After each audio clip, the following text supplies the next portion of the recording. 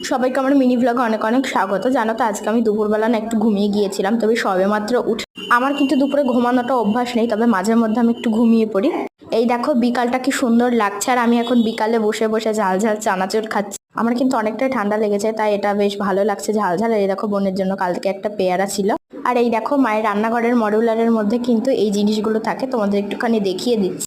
Plate, চামচ, ছুরি সব আলাদা আলাদা জায়গায় থাকে। আর এই দেখো এইগুলো কিন্তু একটুখানি মুখরোচক জিনিস থাকে, যেমন বিস্কুট, বাদাম, কাজু, ছোলা, চানাচুর, লবণ, এইরকম জিনিসগুলো। আর এই দেখো বোন এখানে বেঘরে ঘুম মারছে, তো এটা না ও সত্যি ঘুমাচ্ছে, এটা অনেকে মিথ্যে মনে করবে।